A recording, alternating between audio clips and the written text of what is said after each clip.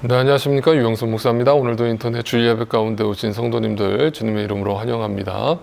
자, 이제 본격적인 여름이 시작되고 있는데, 이제 멀지 않았습니다. 이제 여름이 다 지나가고 나면 아마 저희가 다시 대면 예배를 온전히 재개하고 여러분과 함께 이 자리에 모여서 예배 드릴 날이 이제 멀지 않았으니까 여러분 좀만 더 참아주시고 견뎌주시고 또 온라인 예배이지만 잘 집중해서 여러분 또 하나님 말씀을 경청해 주시기를 부탁을 드립니다. 자, 이제 오늘부터는 이제 이 로마서의 본론에 들어가게 됩니다. 드디어 이제 본론에 들어가는데 여러분 여러분이 귀를 기울여서 경청하지 않으면 사실 잘 이해하기 어려운 부분들도 있을 테니까 잘 경청해서 들어주시기를 바라고, 또 이제부터는 설교라기보다는 정말 강해를 한다는 제가 취지로 그런 방식으로 설교를 이어갈 테니까 여러분 잘 집중해서 들어주시고, 그리고 부탁드리고 싶은 것은 평소에도 여러분이 가정에서 어떻게 예배를 드리고 계신지 제가 보질 못해서 알 수는 없지만 오늘부터는 성경책을 꼭 가지고 오셔서 성경을 펴시고, 또 제가 알려드리는 부분들을 밑줄도 치시고, 네, 그렇게 하셔서 이렇게 공부한다 생각하시고 이렇게 하나하나 따라와 주시기를 부탁을 드리겠습니다. 네, 아셨죠? 자, 그럼 이제부터 시작을 해보겠습니다. 자, 우리가 이제 서론을 지난 8주 동안 묵상을 했는데, 이 서론의 내용이 결론에 해당한다라고 제가 말씀드렸죠. 그러니까 사도 바울은 이 서론에서 자신의 삶의 변화된 이야기, 자신이 어떻게 둘로스가 되었고 파울로스가 되었는지, 그리고 지극히 작은 자가 되어서 주님을 온전히 따르는 또 주님의 증인된 삶을 살아가게 되었는지를 결론적으로 요약해서 설명을 했거든요. 그렇다면 이제 어떤 분들은 그 서론만 읽고 어떻게 그렇게 살아요 한다고 그랬잖아요. 근데 이제부터 어떻게 살아요가 아니라 사도 바울이 그렇게 변화됐다면 나도 변화될 수 있다는 얘기구나 라고 받아들이고, 그것이 지난주 우리가 묵상했던 1장 17절 오직 의인은 믿음으로 말미암아 산다라는 이 구절로 이제 그 결론이 딱 나고 있는 거예요. 그래서 로마서 전체의 결론이 뭐냐라고 누가 묻는다면 로마서 1장 17절 이 한 구절만 여러분이 딱 기억을 하시면 되겠어요. 이게 로마서의 결론이자 성경 전체의 결론이자 또 복음의 결론인 거예요. 자, 그럼 이제부터 이렇게 말씀을 드려볼게요. 자, 그 믿음으로 산다라는 말의 의미를 좀 더 쉽게 풀어드리면 이런 뜻이에요. 믿음이 없이는 절대로 우리가 의로워질 수 없다는 얘기잖아요. 다시 말하면 믿음이 없이는 우리가 구원받을 수 없다는 얘기예요. 자, 이 말을 이렇게 이해하셔야 돼요. 성경이 이렇게 두껍게 쓰여진 이유는 상당히 많은 역사적 사건과 그 이야기들을 통해서 논리적으로 우리에게 하나님 나라에 대해서, 복음에 대해서 설명하기 위함이에요. 그런데 그 모든 이야기를 다 이해했다 하더라도 어떤 사람은 성경을 열심히 공부하고 성경을 다 읽고 나서도 근본적으로 하나님이 안 보이고 하나님이 안 믿어지는 사람이 있어요. 이유가 뭐냐면 믿음이 허락되지 않았기 때문이에요. 그 안에 믿음이 없기 때문이에요. 자, 성경은 상당히 논리적인 책이에요. 그래서 논리적으로 전개를 해. 특별히 우리가 지금 읽고 있는 사도 바울의 서신들은 상당히 논리적이고 이해가 가능하게끔 써져 있어요. 근데 아무리 논리적으로 우리를 끌고 가요. 여기 이렇게 이해가 되지 따라와 하다가 맨 마지막에 가서는 절벽에 우리를 세워놓고, 자, 이제 이해됐으니까 여기서 이제 뛰어내려. 네? 그러니까 이제 내가 너한테 충분히 성경을 통해서 설명했잖아. 논리적으로 이해가 됐다며. 99% 이해가 됐다며. 그런데 그 1%를 채우려면 이제부터는 믿음이 필요해 라는 이야기를 하는 거예요. 그래서 오직 의인은 믿음으로 말미암아 사는 거예요. 그래서 우리가 지난주 묵상했던 그 하늘의 소망을 가지고 산다는 거, 어떻게 그 천국의 백성이 되는가, 그건 단 한마디 믿음 때문이라는 거예요. 자, 그렇다면 지난주 17절 말씀을 다시 한번 볼게요. 하나님의 의가 복음 속에 나타나는데요. 자, 하나님의 의가 뭐예요? 우리를 구원하는 하나님의 능력이죠. 그 구원하는 능력이 복음 속에 나타났어요. 이 일은 오로지 믿음에 근거해서만 일어나요. 여러분의 지식이나 여러분의 행위로서 얻어지는 것이 아니라 오직 하나님이 우리에게 허락하시는 믿음으로 근거해서 이 복음의 의가 일어나는 거예요. 이것은 성경에 기록한 바, 이거를 하박국서에서 이 말씀을 이제 기록하고 있죠. 그걸 그대로 사도 바울이 로마서에서 인용한 거예요. 의인은 믿음으로 살 것이다. 이렇게 한 것과 같습니다. 그런데 이렇게 이제 결론을 딱 내려놓고, 그 다음에 이제 오늘 본문 18절부터는 어떤 그것에 대해서, 그렇다면 왜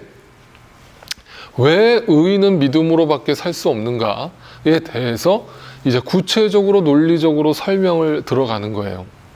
그래서 여기서 중요한 접속사 하나가 빠져 있는데, 왜냐하면이라는 그 접속사가 빠져 있어요. 여러분 성경책에다가 그 뒷부분에다 그렇게 적어 놓으세요. 왜냐하면. 자, 그 다음에 이제 18절로 넘어가 볼게요. 18절에 넘어가면 하나님의 진노가 나와요. 자, 하나님이 진노하신대요. 그 이유가 뭐냐? 불의한 행동으로 진리를 가로막는 사람들이 나오는데, 그들의 온갖 불경건함과 불의함을 겨냥하여 하늘로부터 나타납니다. 자, 이 단어 하나하나를 여러분 의미심장하게 이해를 해야만 이해가 돼요. 자, 하나님의 진노가 나타나고 불의한 행동이 나온대요. 자, 그렇다면 여러분, 이 불의한 행동이라는 게 첫 번째로 뭘까요? 불의한 행동이라는 것을 다른 말로 얘기하면 인간의 본성을 말하는 거예요. 그 인간의 본성이 뭐예요? 네, 로마서 전체가 내리고 있는, 성경 전체가 내리고 있는 결론이 뭐예요? 인간은 모두가 죄인이다 예요. 그럼 이제 여기서 어떤 분들은 이렇게 이해하실 거예요. 아, 목사님, 근데 성경의 그 말이 저는 가장 기분 나쁜 말이에요. 아니, 왜 우리를 다 죄인 취급하는 거예요? 때로는 어떤 사람들 보면 정말 의롭게 사는 사람들이 있잖아요. 한국에 뭐 저희 김수환 추기경이라든지 뭐 저 슈바이처라든지 또 이순신 장군이라든지 얼마나 위대한 위인들이 이 세상에 많아요.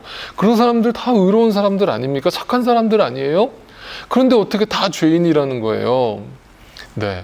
자, 우리가 그렇게 판단하는 것은요, 우리는 사람을 볼 때 겉으로 보여지는 모습만 보고 판단을 하는 거예요. 물론 그들의 속마음도 거룩하고 또 의롭고 정의로운 것이 가득할 거라고 우리는 생각해요. 그러나 성경은 근본적인 얘기를 하는 거예요. 인간의 본성에 대한 이야기를 하는 거예요. 그러면 인간의 본성이 뭐냐? 인간은 근본적으로 누구나 내 안에서 이 선과 악이 싸우고 갈등한다는 거, 이것도 나중에 뒤에 로마서에서 나와요. 근데 근본적으로 인간은 악해진다는 거예요. 그 악이 뭐냐면 하나님이라는 존재를 망각하고 그 존재를 잊어버린다는 거예요. 내가 어디로부터 왔는지를 잊어버리고 산다는 거예요. 그래서 이 땅에 눈에 보이는 것에 집착하면서 산다는 거예요.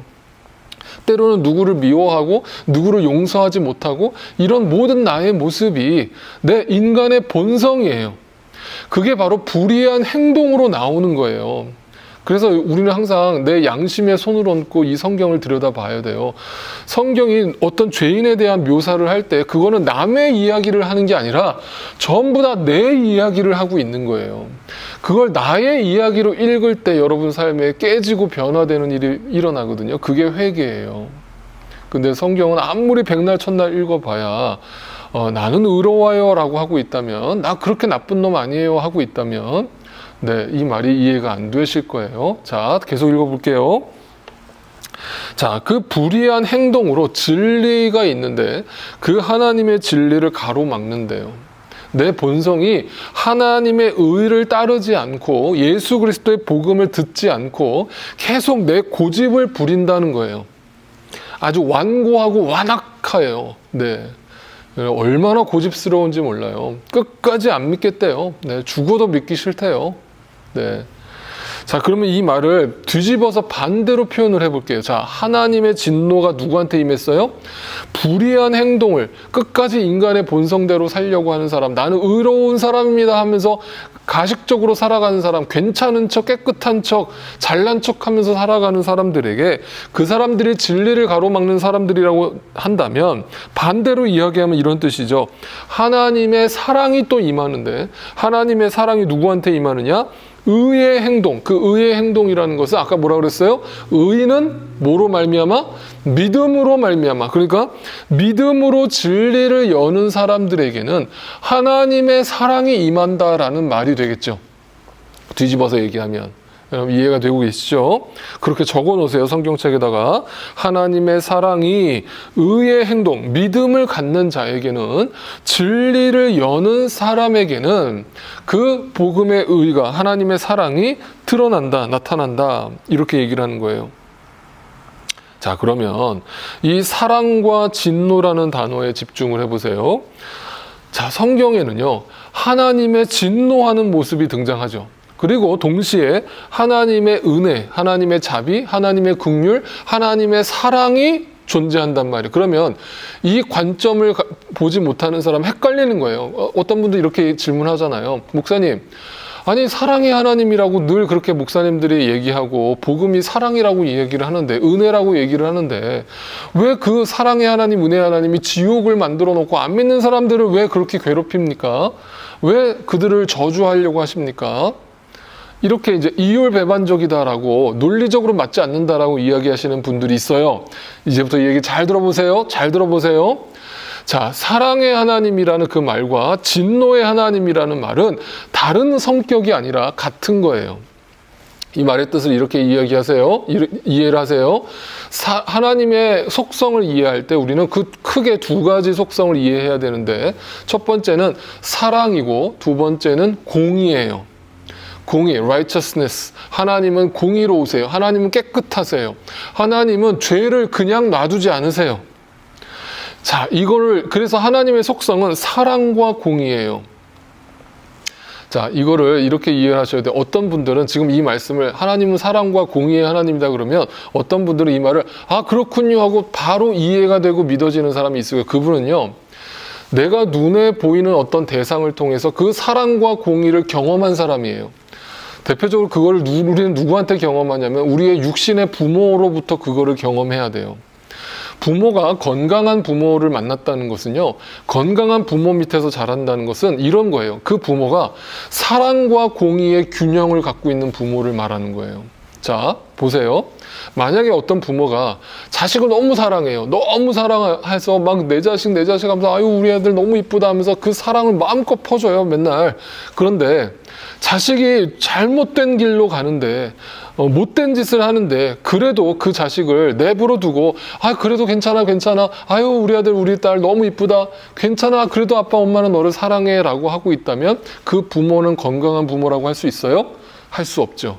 네, 잘못된 길을 가는 자녀, 잘못된 방식을 따르는 그 자녀를 훈계하고 교육해야 될 책임이 부모에게 있잖아요. 우리는 그걸 뭐라고 그래요? 공의라고 하는 거예요. 공의.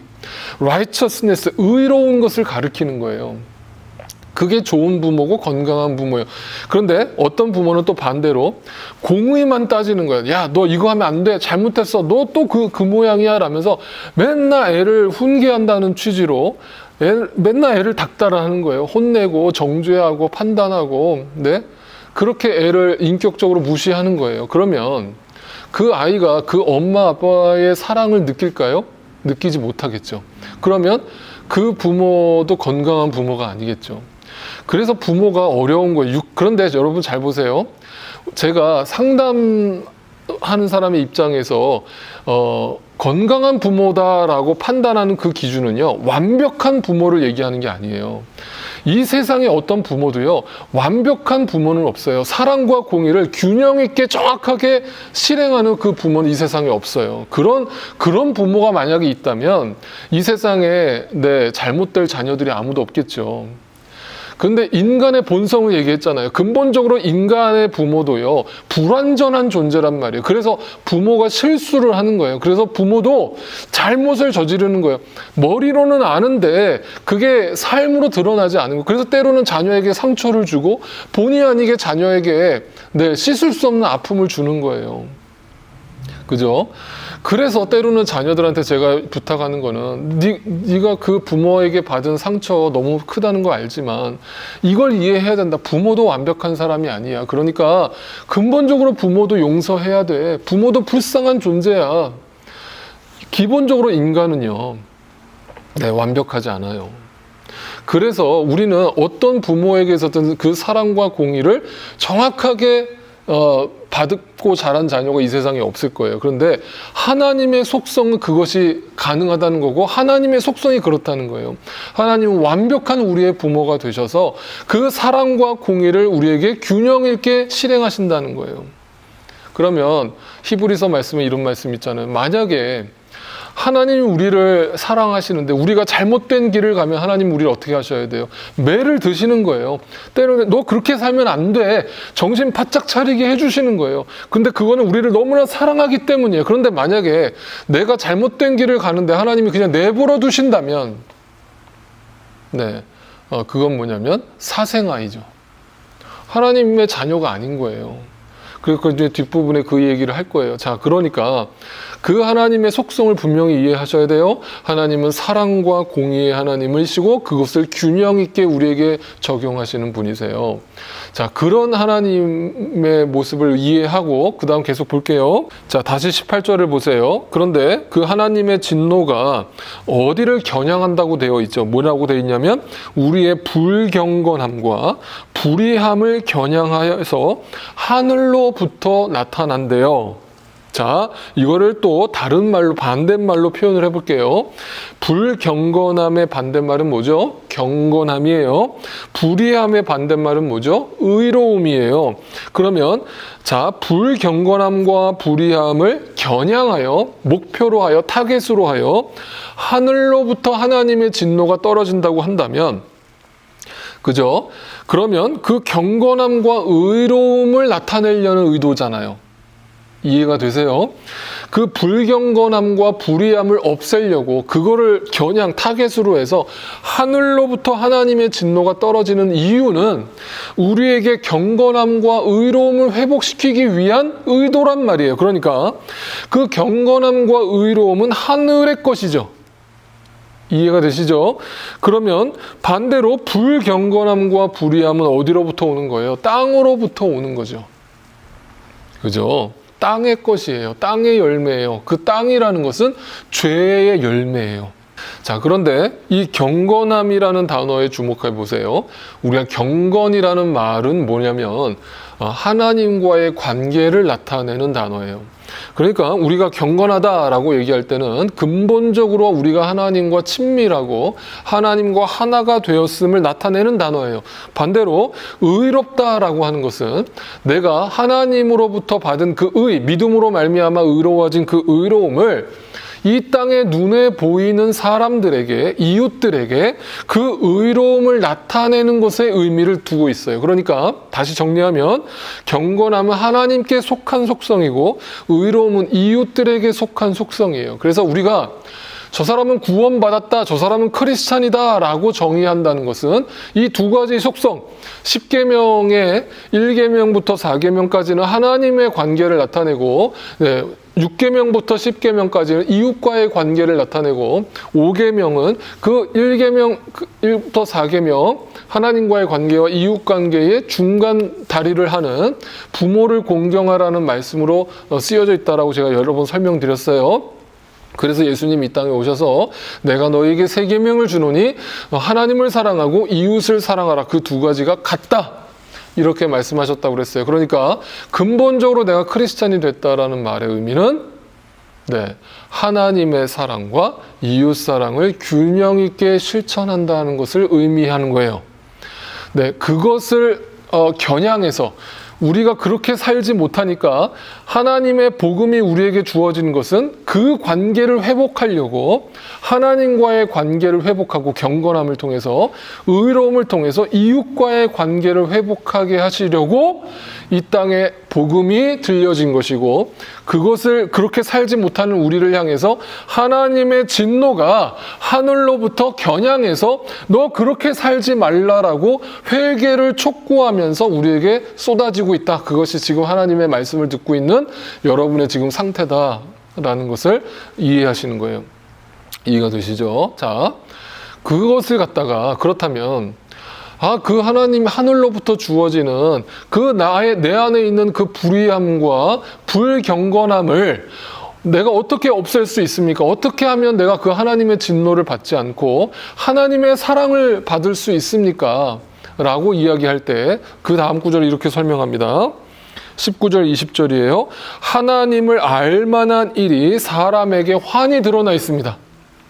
자, 꼭 우리가 말씀을 접하기 이전에라도 이미 우리가 온 우주 만물을 통해서 하나님을 알 수 있다라고 이야기하는 거예요. 와, 그러니까 이제 이게 충격적인 거예요. 그동안 복음이 안 들려진 사람에게는 그들은 하나님을 알지 못한다라고 우리는 알고 있었는데 그게 아니라고 얘기하는 거예요. 자, 계속 보세요. 하나님께서 그것을 환히 드러내 주셨다. 자, 이 환이라는 단어는요, 명백하게 드러내 주셨다는 거예요. 하나님 나 살아있다 라는 것을 우리 모든 사람이 다 알 수 있게끔 다 드러내 주셨다는 거예요. 그게 뭐냐? 이 세상 창조 때로부터 하나님의 보이지 않는 속성, 눈에 안 보이죠? 그 속성이 뭐예요? 하나님의 사랑과 공의예요. 그 공의가 곧 그분의 영원하신 능력과 신성은 사람이 지으신 그 만물을 보고서 깨닫게 되어 있다. 그러므로 사람들은 핑계를 댈 수 없다. 여러분, 제가 이걸 이렇게 설명드릴게요. 저는 이제 다큐 같은 거 보는 걸 참 좋아하거든요. 특별히 이제 동물의 세계 이런 거 참 좋아해요. 여러분, 밀림에 가면, 저 아프리카에 가면 그 밀림의 왕자가 있죠. 밀림의 왕자가 누구예요? 네, 사자잖아요. 라이언 킹이잖아요. 그 사자가 밀림의 왕자로 불리는 이유가 뭐냐면 그 적수가 없다는 뜻이거든요. 그러면 그 적자생존의 동물의 세계에서 가장 그 최상위 계급이 사자 그룹인 거예요. 근데 그 가장 하위 계급이 있어요. 그 하위 계층이 누구냐면 누라고 하는 누떼예요. 그러니까 속과죠. 누떼와 두 번째는요, 얼룩말들이에요. 근데 숫자적으로 보면요, 누떼와 얼룩말이 훨씬 많거든요. 사자보다. 숫자적으로 엄청 많아요. 근데 그 누떼와 얼룩말이 사자의 밥이에요. 그러니까 만약에 사자가 배가 고픈데 사냥이나 할까 해가지고 마음만 먹으면 얼마든지 그 누떼와 얼룩말을 잡아먹을 수 있는 상황이라는 거죠. 그게 적자생존이에요. 그런데 너무나 제가 그 다큐를 보면서 신기한 게 뭐냐면요, 사자는요 불필요하게 사냥을 하지 않는다는 거예요. 적어도 사자는요, 한 번 사냥을 하면요 4일 정도는 이제 배가 부른 거예요. 그 한 마리를 잡아먹었으니까 얼마나 배가 부르겠어요. 그래서 4일 동안은요 절대 사냥을 하지 않는다는 거예요. 그러니까 4일에 한 번씩 한 마리씩 잡아서 같이 가족끼리 나눠 먹는 거예요. 근데 만약에 한번 생각해 보세요. 만약에 사자에게 인간의 본성과 같은 욕심이 있어가지고, 야, 저렇게 많은 저 누떼들 이렇게 4일에 한 번씩 사냥하는 거 귀찮은데, 저거 내가 한꺼번에 잡아가지고 저장을 해놓을까? 저축을 해놓을까? 라고 생각한다든지, 아니면 좀 심심한데 쟤네들을 갖고 좀 놀아볼까? 해가지고 막 장난삼아 사냥을 하고 막 이렇게 한다면 여러분 어떤 결과가 초래하냐면, 그 다큐에서 그렇게 설명한 거예요. 만약에 사자가 그런 법칙을 갖고 있다면 이 동물의 세계는 그 순간부터 율이 깨져버린다는 거예요. 그 룰이 깨져버리면 결국 이 동물의 세계는 망한다는 거죠. 결국 멸종의 위기를 겪게 될 거라는 거예요. 근데 그 동물을 연구하는 학자들이 너무나 놀라운 것은 동물의 세계만큼 확고한 룰을 지키는 세계가 없다는 거예요. 그러니까 그 속에 하나님의 속성이 어떻게 드러나 있냐면, 하나님과의 경건함, 그러니까 하나님과의 관계와 이웃과의 관계가 그 안에 다 들어가 있는 거예요. 그러니까 하나님의 속성이 이 자연 만물 가운데 들어가 있어요. 또 하나를 생각해 보세요. 여러분, 이 자연 만물이 계절이 바뀌면서 저 가을이 되면 이제 낙엽이 떨어지고, 그 낙엽이 떨어져서 땅에 거름이 되고, 그걸 통해서 거름을 삼아서 또 식물들이 자라나고, 자, 이건 뭐냐면 다 이 세상의 원리가 자기 희생을 근거로 해서 돌아가요. 내가 죽어서 이 땅에 거름이 돼서 또 누군가의 먹이가 돼서 그걸 통해서 또 뭔가 생명이 탄생하고, 그것이 계속 순환이 된단 말이에요. 이 세상의 원리는 하나님의 속성을 담았는데 희생의 원리와 사랑의 원리가 그 안에 숨겨져 있는 거예요. 이런 이치를 우리가 생각해 보면, 야, 우리보다 훨씬 낫구나. 그러니까 우리는 저 개보다도 못한 삶을 살고 있는 거고 저 사자보다도 못한 삶을 살고 있는 거예요. 그게 인간의 본성이고 죄된 속성이라고요. 자, 그것이 이 만물 속에 다 숨겨져 있으니까 그걸 깨달으면 아, 내가 죄인이구나라는 걸 알게 되는 거예요. 그래서 요한일서에서는요, 이거를 이렇게 표현한 거예요. 만약에 빛 가운데 있다고 말하면서, 자, 여러분이 그 의로워졌다, 나는 믿는다, 하나님을 알았다 라고 이야기하면서 자기 형제 자매를 미워하는 사람, 이 미워한다는 거는 자기 욕망의 결과예요. 내 안에 내가 중심이 된 결과가 누군가를 미워하는 거예요. 배려하지 못하고 이해하지 못하고 공감하지 못하는 거예요. 그 사람은 뭐냐면 아직도 어둠 속에 있는 거예요. 네, 짐승보다 못한 거예요. 사자보다 못한 거고 개보다 못한 거예요. 자기 형제 자매를 사랑하는 사람은 빛 가운데 머물러 있는데 그 빛 가운데가 뭐냐면 하나님을 사랑하는 것처럼 이웃을 사랑하는 거예요. 그 사람 앞에는 올무가 없대요. 올무라는 게 뭐래요, 여러분? 함정의 트랩이란 말이에요. 함정. 뭔가 어떤 거에서 함정을 파놓는다는 것은요, 내 잔꾀를 얘기하잖아요. 내 욕망이에요.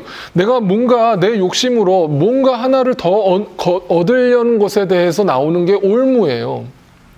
그런데 진짜 그 빛 가운데 사는 사람은요, 잔꾀가 없어지는데 사람에 대해서, 하나님에 대해서 잔머리를 굴리지 않는데, 네, 그냥 인간을 있는 그대로 받아주고 용납해주는 그 사랑이 전제가 되는 삶이 시작된다는 거예요. 네, 그게 빛 가운데 사는 사람이라는 거예요. 자, 근데 이 말을 잘 이해하셔야 돼요. 빛 가운데 산다라고 하면서도 형제 자매를 미워하는 사람이 있다는 얘기잖아요. 그죠? 그러니까 뭐냐면 립 서비스예요. 입으로는 믿는다 한단 말이에요. 그런데 삶에서는 전혀 그 믿음의 행보가 나오지 않는다는 거예요. 그 자연의 법칙도 우리가 이해를 못하고 있는 거예요. 하나님의 속성이 드러나지 않는다는 거예요. 자, 그런 사람을 오늘 본문에서 뭐라고 얘기하는가 잘 보세요. 자, 21절이에요. 오늘 본문 1장 21절이에요.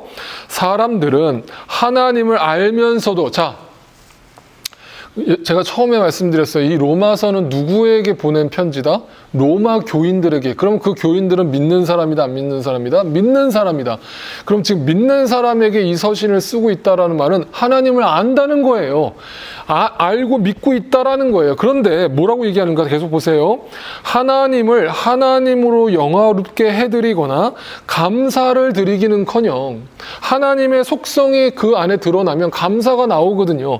그런데 그것이 드러나기는커녕 오히려 생각이 허망해져서, 여러분 하나님을 안다라고 하는 여러분들이 어떻게 그 생각이 여전히 허망해져서 그들의 지각 없는 마음이 어두워졌대요. 네. 그러니까 이 말은 한마디로 얘기하면 허망하다는 거는 뭐냐면 이 세상의 논리를 여전히 따르고 있다는 거예요. 네, 빛 가운데 있다라고 입으로는 떠드는데 여러분의 삶을 들여다보면 그냥 전혀 어둠의 자녀처럼 산다는 거예요. 네, 세상 사람과 똑같이 산다는 거예요.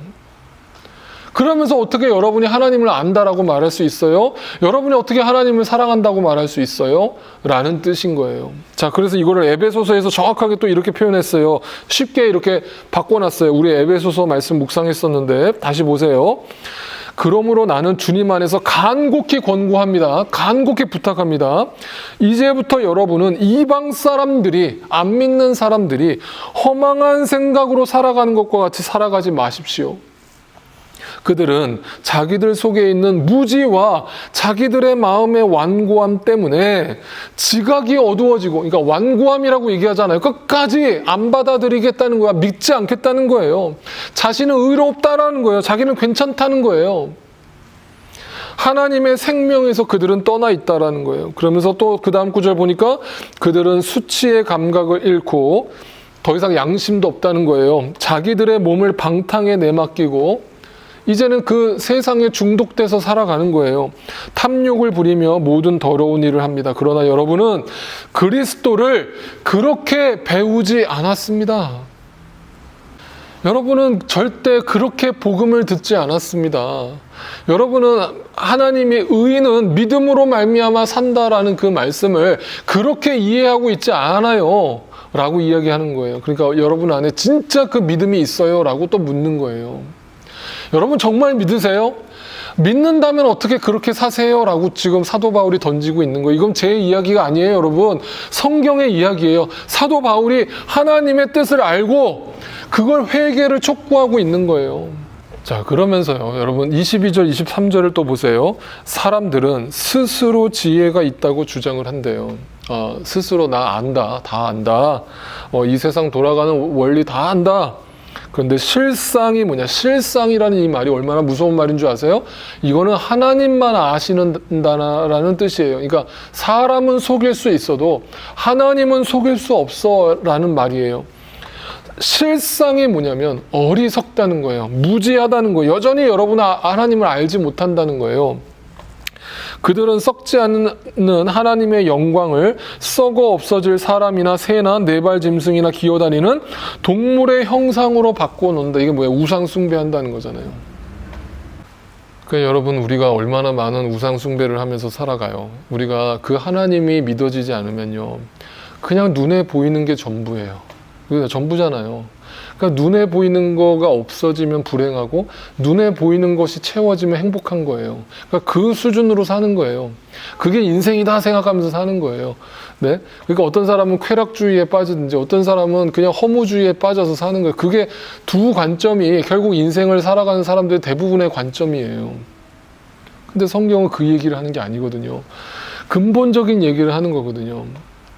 근데 우리는 자꾸 그 우상을 만들어 놓고 하나님을 거부하고 반역하고 끝까지 완고하게 믿지 않는다는 거예요. 그 하나님의 질서를 다 보면서도요.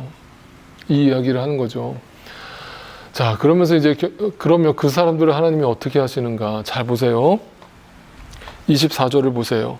그러므로, 자, 그러므로가 나왔어요. 그러므로 중요해요. 거기다가 동그라미 쳐놓으세요. 그러므로.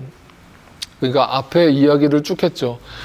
의인은 믿음으로 말미암아 사는데 우리가 그 믿음을 갖지 못하는 이유가 뭐냐면 하나님의 창조의 질서가 눈에 보이지 않고 그 환히 드러나 있는 하나님의 질서가 보이지 않고 믿어지지 않고 하나님의 속성, 그 사랑과 공의의 하나님의 속성, 그래서 나의 불경건함과 나의 불의를 타겟으로 해서 하늘로부터 떨어진 그 하나님의 진노가 나를 경건하게 만들고 나를 의롭게 만들 것이라는 것이 믿어지지 않기 때문에, 다시 말하면 하나님과의 관계가 회복되지 않고 그로 인해서 이웃과의 관계가 회복되지 않고, 다시 말하면 근본적인 하나님의 사랑과 공의를 알지 못하기 때문에, 네, 그러면 나라는 존재를 하나님이 어떻게 하시는가 보세요. 하나님께서는 사람들이 마음의 욕정대로 하도록 더러움에 그대로 내버려 두셨대요. 그리고 서로의 몸을 욕되게 하셨대요. 이 말이 무서운 말이거든요. 이게 하나님의 진노거든요. 이게 하나님의 침묵이거든요. 그러니까 지금 이 세계가 이렇게 여전히 악이 존재하는 이유, 아니요, 하나님이 계시는데 어떻게 악이 존재합니까? 그러면 이 로마서에서 그 답을 이렇게 주고 있는 거예요. 하나님 내버려 두셨다는 거예요. 하나님이 이 땅에 내버려 두셨다는 건 여전히 그 고난과 그 악이 근본적으로 하나님이 던져준 게 아니라 우리가 만들어낸 거라는 거예요. 여러분 생각해 보세요. 여러분, 저 동물의 세계에 우울증이 있을까요? 예? 동물의 세계에 자살이라는 게 있을까요? 없다라고 알려져 있잖아요, 현재까지는. 그건 뭐냐면 그들은 생각이 없기 때문이 아니라 그들의 그 하나님의 창조의 질서 속에서 살아가는 동물의 세계는요, 평안한 거예요, 근본적으로. 사실은 그게 천국이에요. 그런데 인간이 만든 이 세상을 보세요. 여러분이 지금 힘들어하는 이유를 생각해 보세요. 전부 다 사람 때문이잖아요.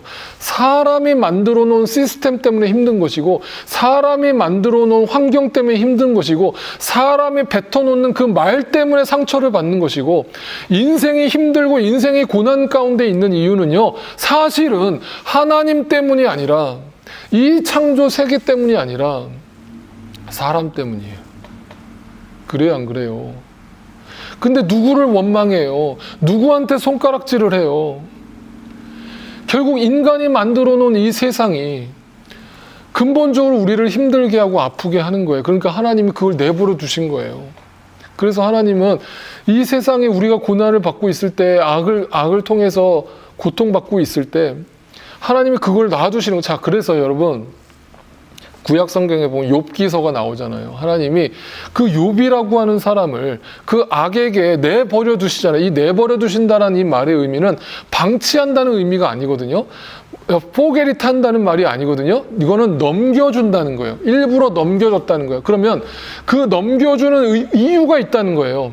그 넘겨줌을 통해서 어떤 걸 깨달아야 되냐면, 아, 나라는 존재가 하나님 없이는, 믿음이 없이는 의로워질 수 없구나. 하나님을 알 수 없구나. 라는 걸 깨달으라고 이 땅의 고난과 악의 상태에 우리를 내어놓는 거예요. 우리를 맡겨버리시는 거예요. 그래서 그 속에서 내가 탕자구나. 내가 아담이구나. 내가 아무것도 아니구나.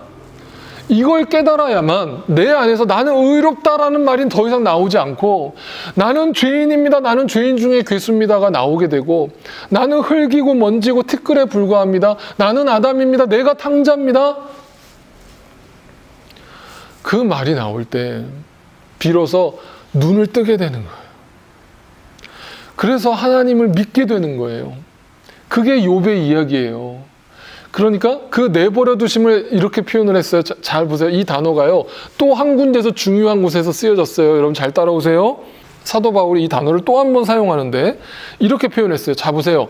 자기 아들을 아끼지 않으시고 우리 모두를 위하여 내어주신 분이, 자, 이 내어주신다라는 단어가요, 이제 파라디도미라고 하는 단어로 쓰여졌는데 이게 바로 넘겨주다예요. 넘겨주다. 아까 앞에서 봤던 로마서 1장에 내어버렸다라는 게 넘겨주다, 남겨놓다, 맡기다 이런 단어란 말이에요. 근데 그 이유를 또 뭐라고 밝히느냐? 자, 로마서 11장 32절로 가보세요. 전에 하나님께 순종하지 않던 여러분이 이제 이스라엘 사람의 불순종 때문에 하나님의 뭘 알아요? 자비를 알게 되었어요. 자, 불순종에 내버려 두셨잖아요. 그 내버려 둠을 통해서 하나님의 자비를 알게 된 거예요. 그 자비가 뭐예요? 예수 그리스도의 사랑을 알게 된 거예요. 그래서 하나님이 예수 그리스도를 그 악에게, 이 세상에 우리의 죄 가운데 내버려 두신 거예요. 맡겨버리신 거예요. 그게 십자가 사건인 거예요. 그걸 통해서 하나님의 자비를 알게 되었고 하나님의 사랑을 알게 된 거예요. 자, 이 말을 이렇게 정리할게요. 하나님이 그 죄악 가운데 살던 우리를 그냥 내버려 두신 것이 그냥 사실은 방치한 것이 아니라 다른 계획을 갖고 있었는데, 그 계획이 뭐냐면, 야, 니네는 스스로는 절대로 의로워질 수 없어. 너희 스스로는 절대 깨끗해질 수 없어. 그걸 내가 알아. 그러니까 내 아들 예수 그리스도를 내가 너희와 똑같이 그 죄 가운데 맡겨버릴 거야. 내어버릴 거야. 내가 던져버릴 거야. 그래서 내 아들을 희생시켜서 그걸 통해서 너의 그 불순종이 하나님의 자비를 입게 할 거야. 그걸 알게 할 거야. 여러분, 이게 복음이에요. 이게 그 크신 하나님의 사랑이에요. 근데 여러분, 이게 머리로 이해가 돼요? 머리가 이해로 되냔 말이에요. 왜 굳이 하나님이 하나님의 아들 예수 그리스도를 우리에게 보내주셔야 했느냐. 자, 그걸 이렇게 표현하는 거예요. 자, 계속 보세요. 11장에 하나님께서 모든 사람을 순종하지 않는 상태에 가두신 것은, 가뒀다라는 표현이 그거예요. 내버려 두셨다는 거예요. 내버려 두신 것은 그들에게 자비를 베풀려고 하시는 것입니다. 그 자비가 뭐예요? 예수 그리스도를 보내시려는 계획이 있었기 때문이고, 그들을, 그 예수 그리스도를 믿게 하시려는 것이 목적입니다. 자, 그러면서 그 다음 구절에 사도 바울이 이걸 깨닫고 나니까 너무나 신비로운 거예요. 너무나 신비로운 거예요. 그래서 이렇게 노래하는 거예요. 하나님의 부유하심은 어찌 그리 크십니까? 하나님의 지혜와 지식은 어찌 그리 깊고 깊으십니까? 그 어느 누가 하나님의 판단을 헤아려 알 수 있으며 그 어느 누가 하나님의 길을 더듬어 찾아낼 수 있겠습니까? 하나님, 왜 나를 이대로 놔두십니까? 하나님, 왜 나를 이대로 내버려 두십니까? 왜 나를 이 고난 가운데 내버려 두십니까? 여러분, 그 이유를 나는 다 알지 못해요. 하나님의 계획을 우리는 알 수가 없어요. 그런데 근본적인 게 있어요. 지금 여러분이 하나님을 믿는다라고 한다면 분명한 것은, 그것은요, 우연이 아니라는 사실이고, 그것은 하나님이 우리에게 하나님의 자비하심과 하나님의 사랑하심을 더 분명하고 선명하게 우리에게 보여주셔서 그 하나님의 속성, 하나님의 사랑과 공의가 비로소 깨달아지고 하나님의 경건함과 하나님의 의로움이 내 안에 들어와서 하나님을 사랑하는 것처럼 내 이웃을 온전히 사랑하는 삶이 내 안에 이루어지게 하기 위하여 그 하나님의 계획은 오늘도 우리 가운데 움직여지고 있고 진행되어지고 있다라는 이야기를 하고 있는 거예요.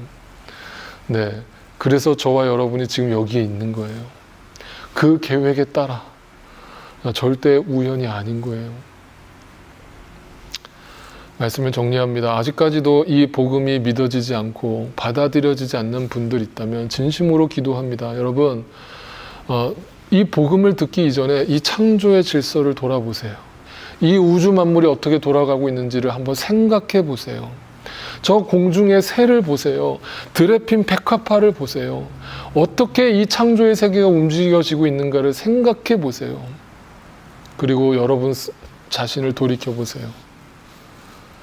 나는 왜 끊임없이 누군가를 미워하고 욕심이 생기고 온전히 누군가를 사랑하지 못하고 살아갈 수밖에 없는가? 그 이유가 무언가 생각해 보세요. 그러면 나는 이제부터 어떻게 해야 되겠는가? 나는 누가 필요한가? 무엇이 필요한가? 믿음이 필요하고 예수 그리스도의 사랑이 필요해요. 하나님은 여러분을 사랑하세요. 하나님은 여러분을 너무너무나 사랑하세요. 그 하나님의 사랑 속에 온전히 빠져드세요. 그리고 그 하나님을 알아가세요. 그런 저와 여러분의 삶이 되시기를 주님의 이름으로 축복합니다. 잠시 기도드리겠습니다. 주님, 나는 죄인입니다. 나는 그동안 내가 스스로 의인인 줄 알았습니다. 성경을 볼 때도 이스라엘 백성들의 불순종을 보면서 그들을 정죄만 했을 뿐 그 모습이 곧 나의 모습이었음을 망각하며 살았습니다. 입으로는 믿는다고 떠들면서 빛 가운데 산다라고 말하면서 내 옆에 형제 자매와 이웃과 내 가족을 미워하고 용서하지 못하고 용납하지 못하며 살아왔습니다. 이러한 나라는 존재의 실체를 아시는 주님, 이런 나를 왜 사랑하십니까? 왜 끝까지 기다려 주십니까? 왜 참아 주십니까? 왜 아무 조건 없이 품어 주십니까?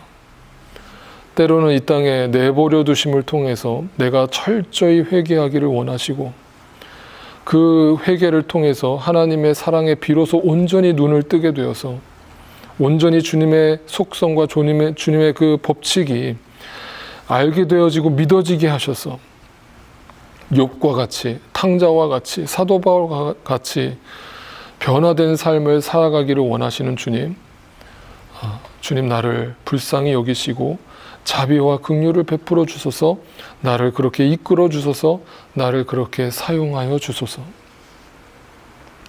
오늘도 우리 교회 안에, 우리 가정 안에 이 모든 어그러지고 얽혀있고 설켜있고 흐트러져 있는 그 모든 하나님의 속성과 하나님의 법칙이 다시 회복되고 성령 안에서 성령의 질서가 잡혀가는 그런 우리 모든 삶이 되기를 간절히 원하옵고 우리의 심령과 우리의 삶에 성령으로 날마다 충만케 해주시기를 간구하오니 주여 역사하여 주옵소서. 특별히 육신의 연약함을 입고 있는 지체들 긍휼히 여겨주시고 또 마음과 또 영혼의 궁핍함을 입고 있는 지체들 불쌍히 여기셔서 회복시켜 주시고 치유하여 주시고 강건케 하셔서 주님 남은 삶, 주님 맡겨주신 귀한 이 사명을 끝까지 또 감당하고 증거하며 살아가는 저희 모두가 되게 하여 주옵소서. 이제는 우리를 죄와 사망 가운데서 구원하여 주신 예수 그리스도의 놀라우신 은혜와 하나님 아버지의 그 크신 사랑하심과 성령 하나님의 역사하심과 충만케 하심이 오직 의인은 믿음으로 말미암아 산다라는 그 말씀을 붙들고 이제는 하나님의 진노가 아니라 하나님의 사랑을 충만하게 받아서 하나님 사랑과 이웃 사랑을 이 땅에 실천하면서 그 믿음의 증거를 드러내면서 다시금 주 앞에서 또 경건하게 의롭게 살아가기로 다시금 결단하고 소망하는 우리 사랑하는 모든 믿음의 식구들 삶 가운데 이제로부터 영원토록 함께 하옵시기를 간절히 축원하옵나이다. 아멘.